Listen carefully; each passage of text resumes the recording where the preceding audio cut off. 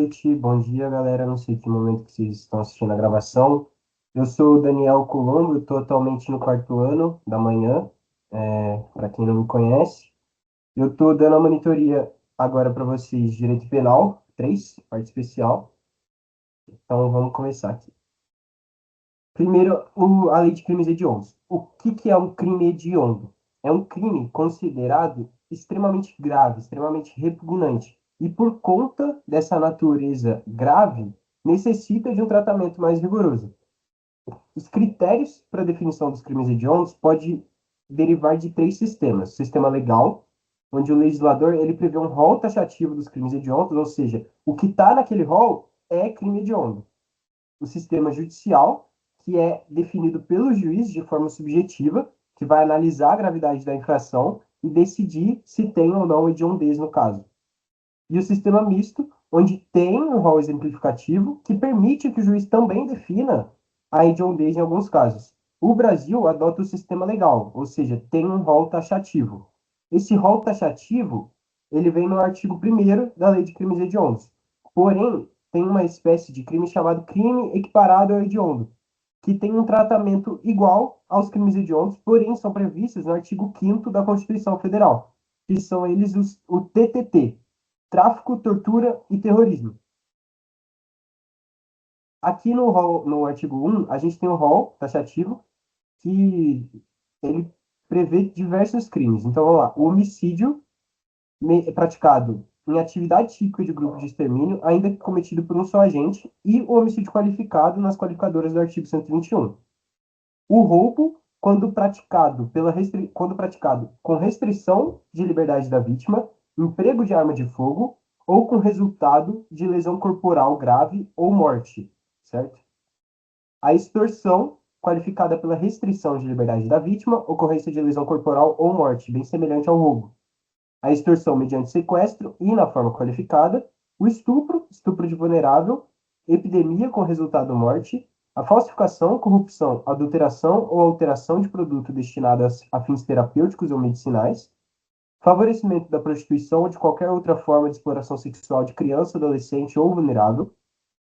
Furto qualificado pelo emprego de explosivo ou de artefato análogo que cause perigo comum, como fogo, por exemplo.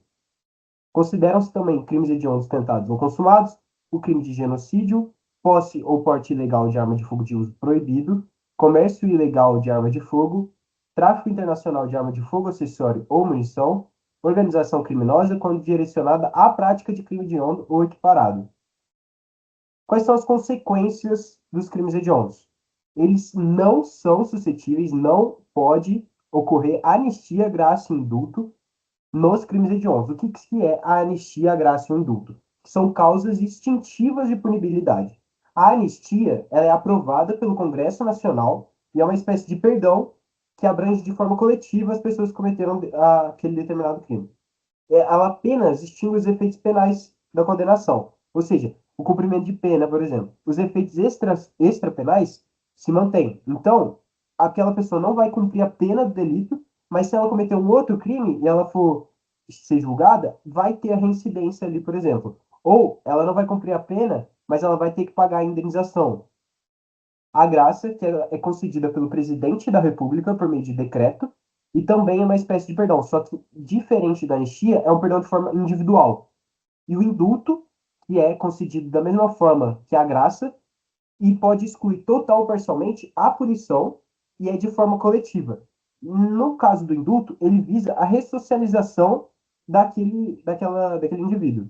Não perdoa o crime, mas ele perdoa a pena para que aquela pessoa possa se ressocializar.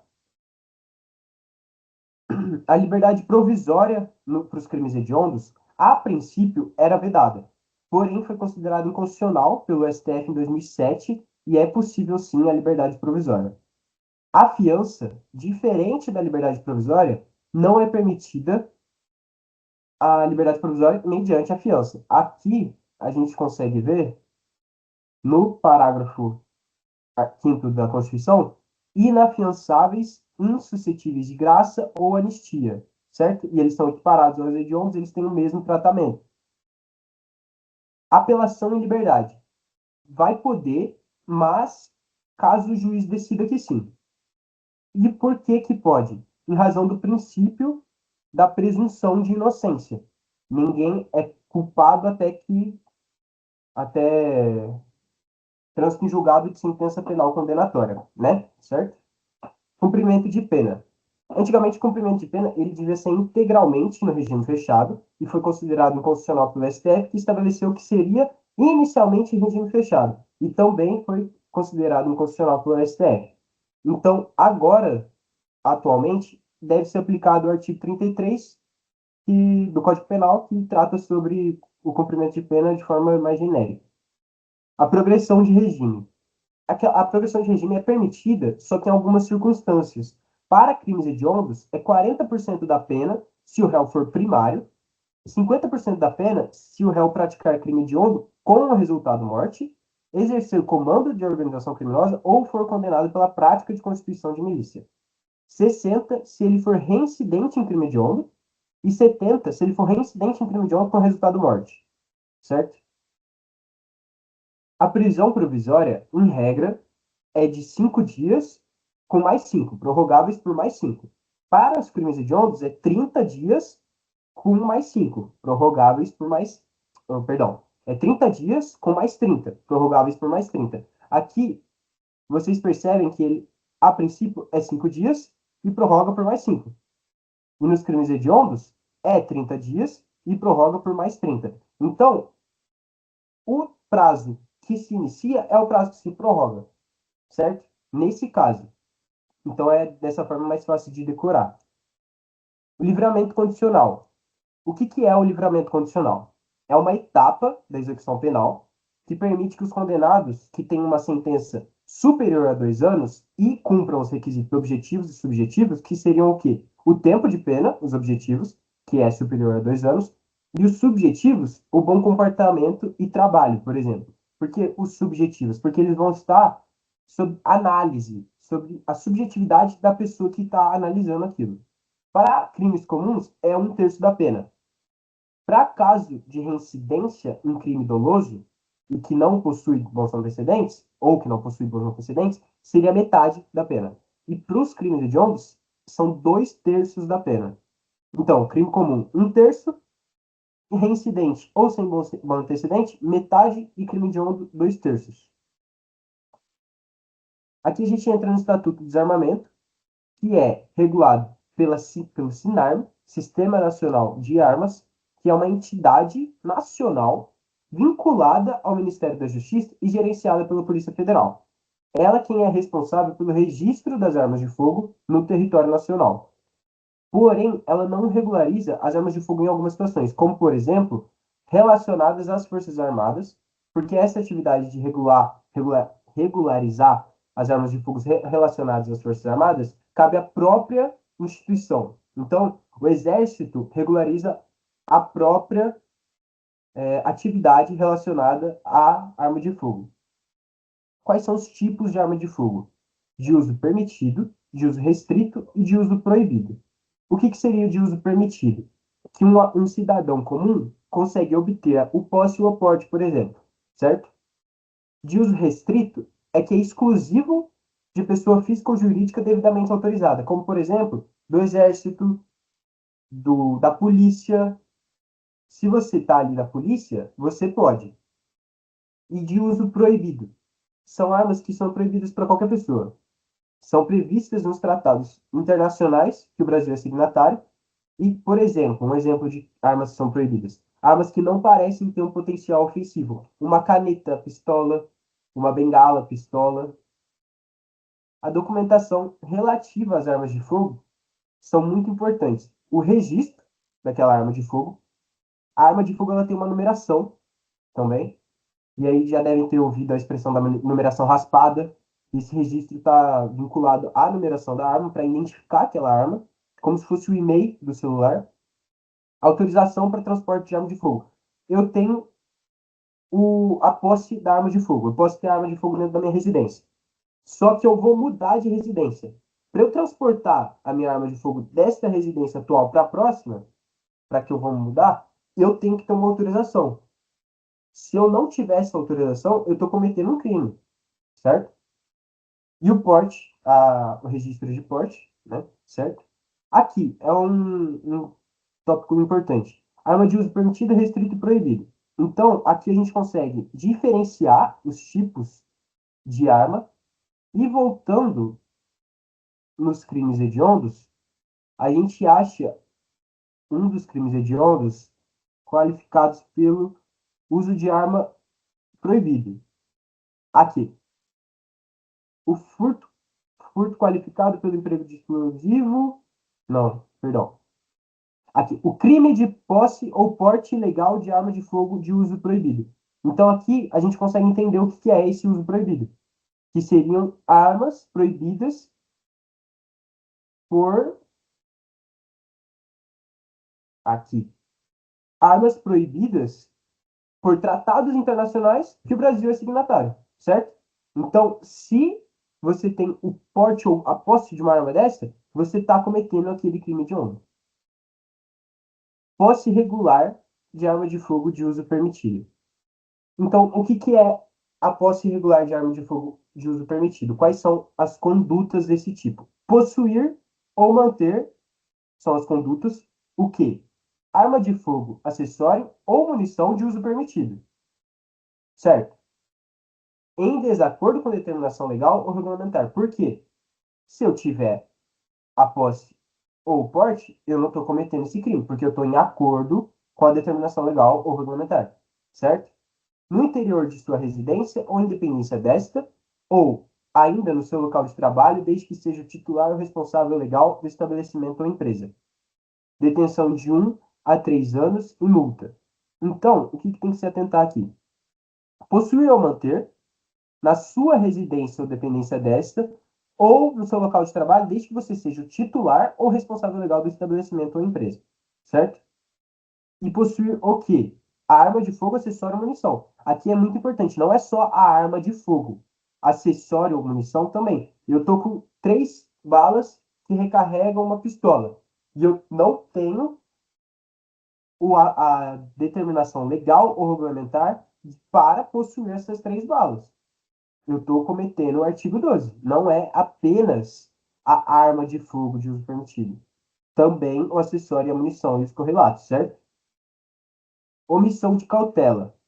O que é a omissão de cautela? Eu tenho uma arma e eu não tomo os devidos cuidados para que quem não deve chegar nessa arma chegue.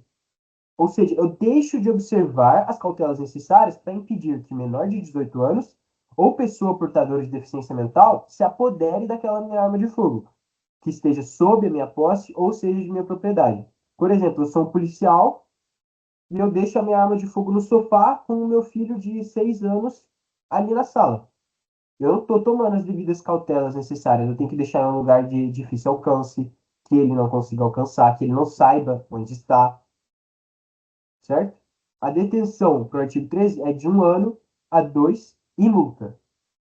O que são esses dois artigos aqui, esses dois crimes? São crimes próprios. O que isso quer dizer? Que o sujeito ativo é alguém. Não é qualquer um que comete esse delito. É quem? Quem é proprietário ou possuidor daquele armamento, certo? Nos dois, a gente consegue identificar isso, ó. Que esteja sob sua posse, então você é possuidor do armamento, ou que seja de sua propriedade, você é proprietário.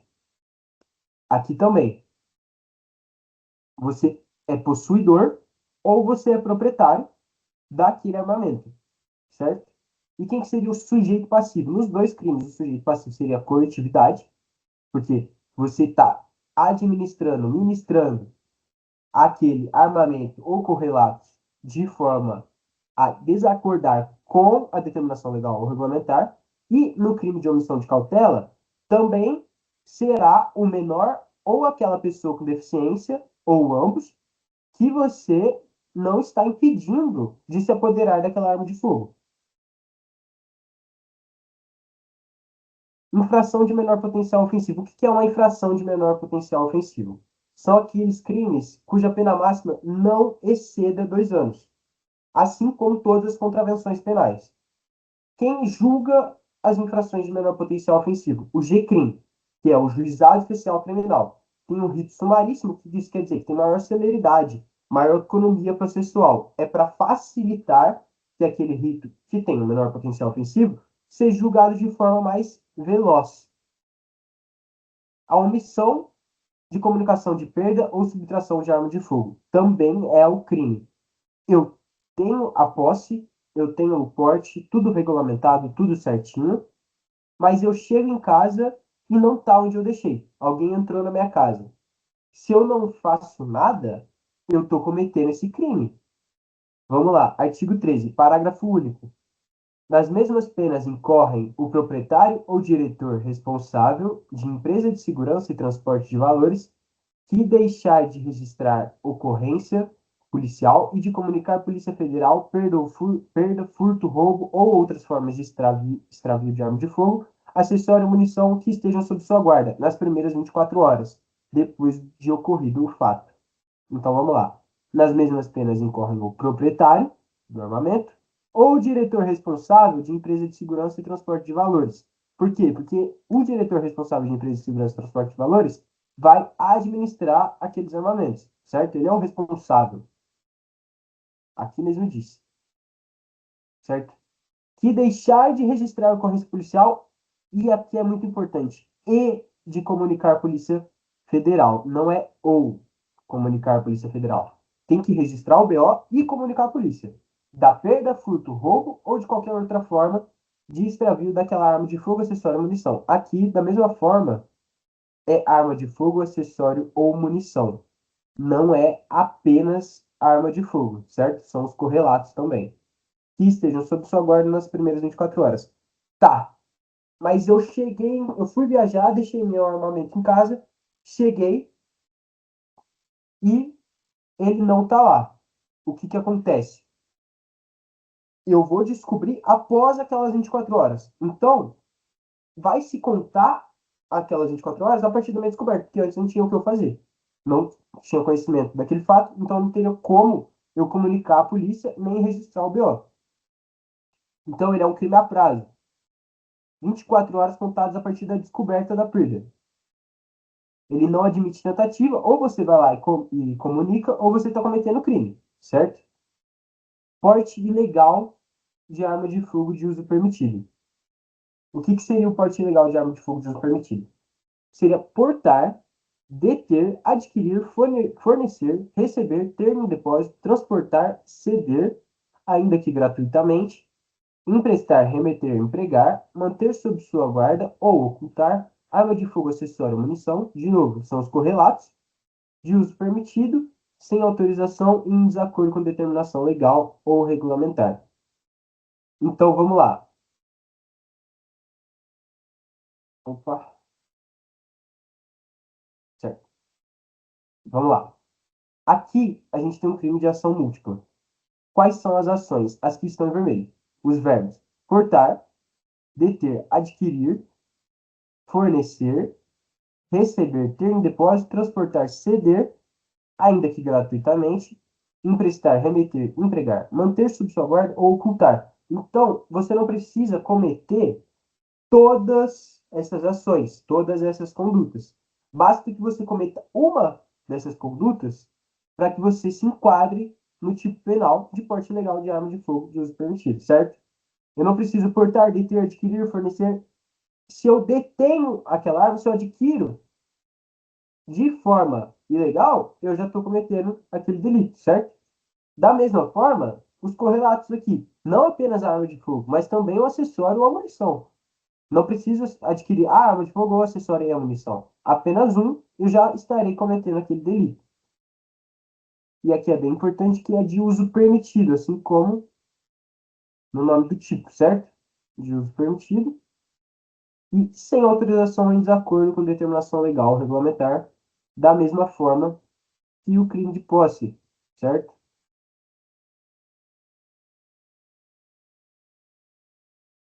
Aqui, em desacordo com determinação legal ou regulamentar, certo? Da mesma forma.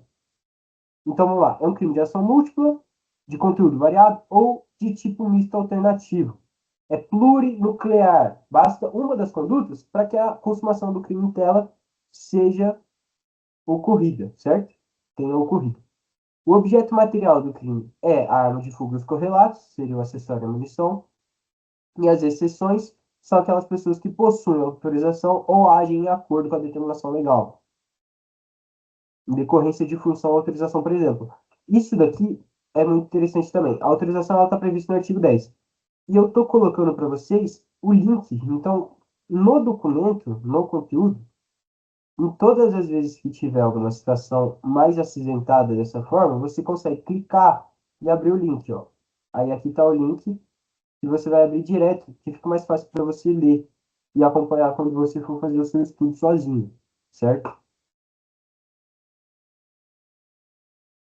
Crime de perigo abstrato e crime de mera conduta.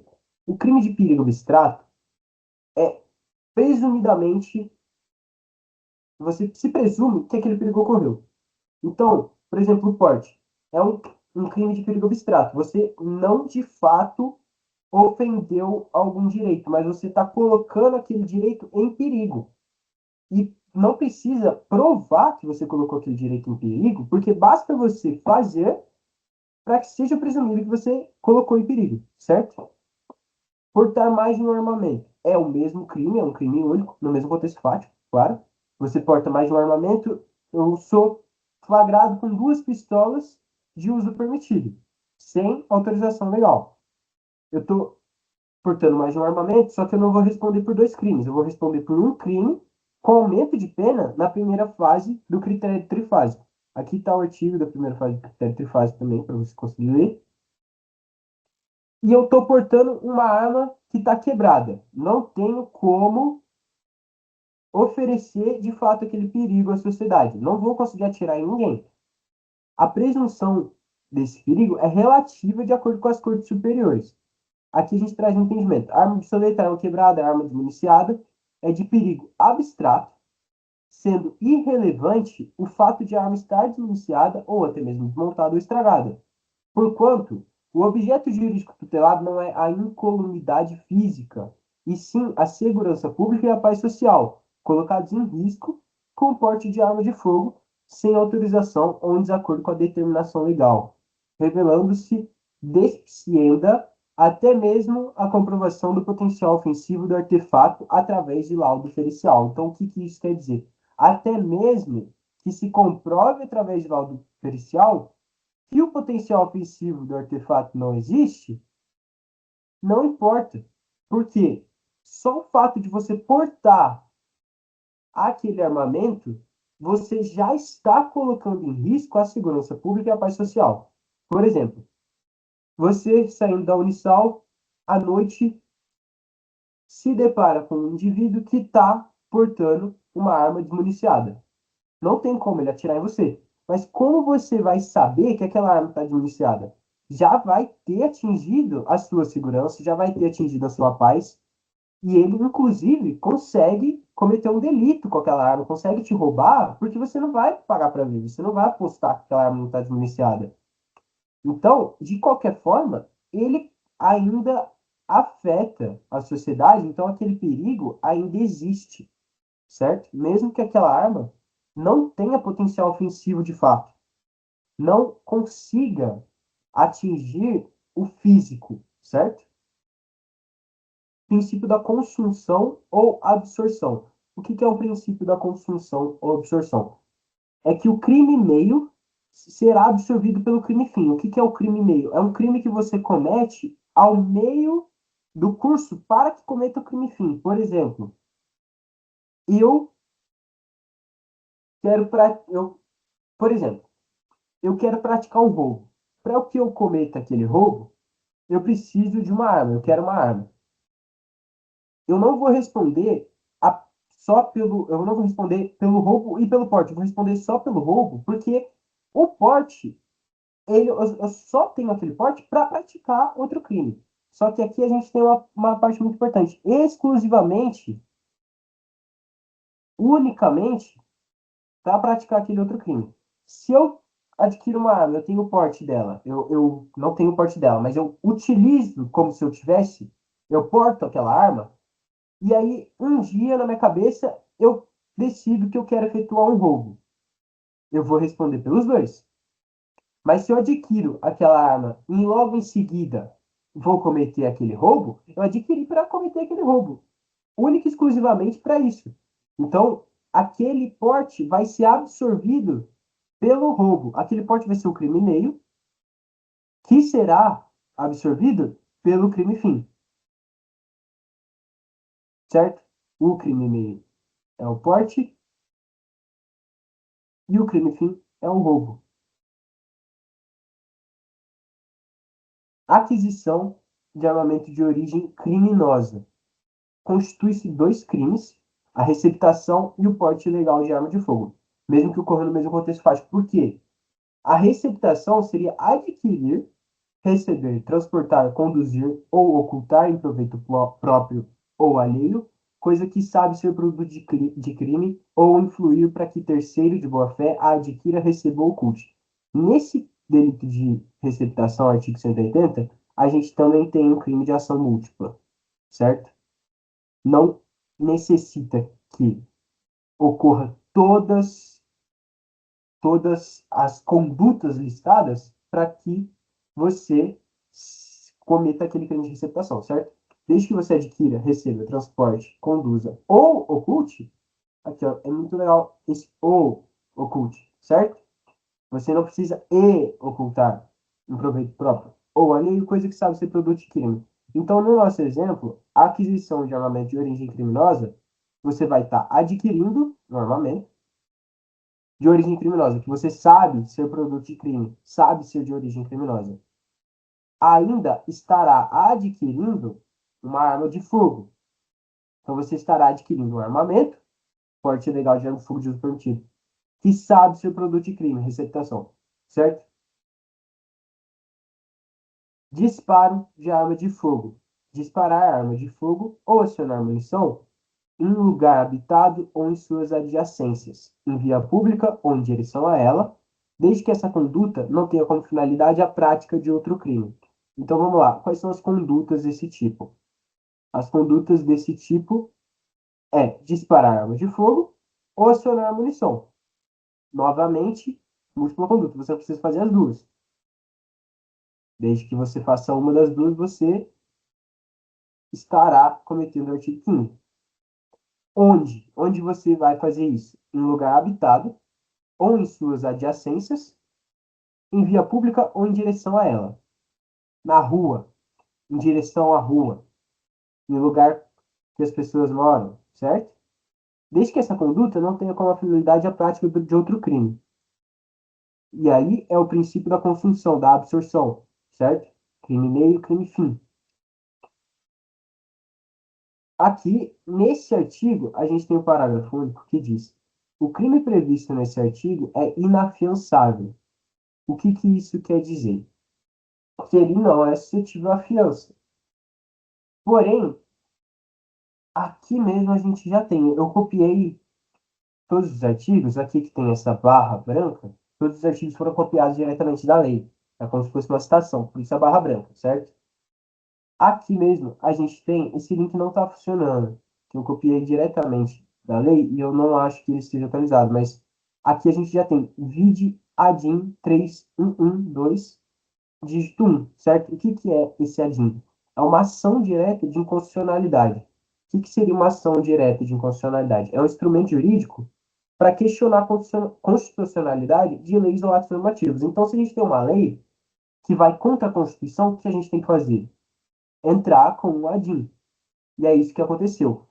Nessa situação, o STF declarou inconstitucional todos os trechos que proibiam a fiança e a liberdade provisória para o disparo de arma de fogo, mantendo as restrições de compra, certo? Então, aqui no disparo de arma de fogo, vai poder sim a fiança e a liberdade provisória, porque foi vedado pelo ADIM, certo? A STF declarou inconstitucional. Em um contexto que se realize diversos disparos e se enquadra em crime único ou se enquadra em diversos crimes de disparo, certo? Em um contexto que se realiza diversos disparos, será crime único, certo? O perigo, ele é abstrato, não é necessário colocar ninguém em perigo. De novo, basta que faça para que o perigo seja considerado. A consumação, nesse caso, acontece com o quê? Com o disparo da arma de fogo ou com o acionamento da munição, certo? Posse e disparo. Aqui a gente tem um concurso de crimes, caso aquela posse ela seja ilegal, certo? Vamos supor que eu cometa o crime de posse.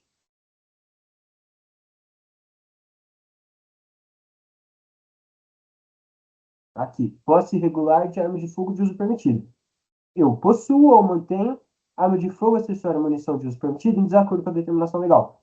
E atiro. Eu vou estar cometendo os dois crimes, certo?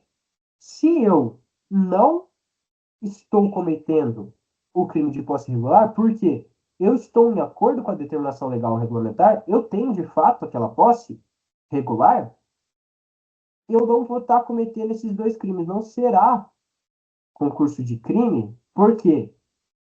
Porque eu não estarei cometendo o crime de posse, certo? Porte e disparo. Aqui a gente tem duas correntes. E o porte será um crime meio para o disparo, então a consunção, a absorção, princípio do crime meio e crime fim. E uma outra corrente do STJ, do Supremo, que diz que somente se tiver a finalidade específica, que a consunção ela só vai absorver se aquele porte for o meio de execução para o disparo e ambos ocorrerem no mesmo contexto fático, cronologicamente próximos. Se houver porte anterior ou posterior, ou contextos distintos, são crimes autônomos. Então, o que isso quer dizer? Se eu portar aquela arma antes do disparo ou depois do disparo, serão crimes distintos. Ou em um contexto distinto, será a crime autônomo. Por exemplo, hoje, dia 1º de abril, eu porto essa arma e amanhã eu faço o disparo. Dois crimes, certo? Hoje eu faço o disparo e amanhã eu porto essa arma. Dois crimes, certo? Mas eu saio com um amigo que tem essa arma, ele bota essa arma na mesa e eu decido pegá-la para efetuar um disparo. Eu pego a arma, miro para cima, disparo, certo? Eu vou correr na construção. Será um crime só, porque eu ter portado aquela arma foi só o meio de execução para aquele disparo. E eles ocorreram cronologicamente próximos. Então, eu acabei de pegar, eu nunca tive contato com essa arma, nem antes nem depois. Acabei de pegar para efetuar aquele disparo. Aí sim poderá ser um crime meio para um crime fim, de acordo com o STJ, certo? Eu vou disponibilizar esse material para vocês e de forma com que vocês consigam ler depois, vocês conseguem clicar nesses links. Eu acho que eu estou compartilhando toda a janela, então eu vou clicar aqui para dar um exemplo para vocês. Atualmente deverá ser aplicado o artigo 33 do Código Penal. Aí a gente clica aqui no artigo 33 do Código Penal e ele abre o artigo, certo? Aí a gente consegue ler. Então, dessa forma, fica um pouco mais fácil, porque às vezes, talvez, lendo, você tenha preguiça de pesquisar o artigo. Aqui você abre, lê o artigo, fecha, continua lendo, consegue fazer suas anotações do seu próprio caderno. Aqui você, da mesma forma, abre, lê o artigo, ó. Requisitos do livramento condicional. Livramento condicional, certo? Dessa forma fica um pouco mais fácil para vocês também. Caso alguém tenha alguma dúvida, pode me mandar mensagem no privado, pode me mandar mensagem no grupo, pode fazer comentário aqui. Comentário no vídeo, talvez eu não veja depois, mas eu vou dar uma olhada, mas não com tanta frequência quanto o WhatsApp, quanto o grupo, certo? Mas se alguém tiver alguma dúvida, pode entrar em contato comigo. E esse é o material, eu vou esperar a aula de quinta-feira, eu acho que pelo menos a parte da manhã tem aula quinta-feira de penal, e aí eu vou contribuir com o material, vou adicionar o que vocês tiveram de aula, e na próxima monitoria a gente está aí. Fiz essa revisão da matéria inteira, porque eu acredito que vocês tenham prova na próxima semana, né? Para dar uma auxiliada para vocês. E é isso. Muito obrigado.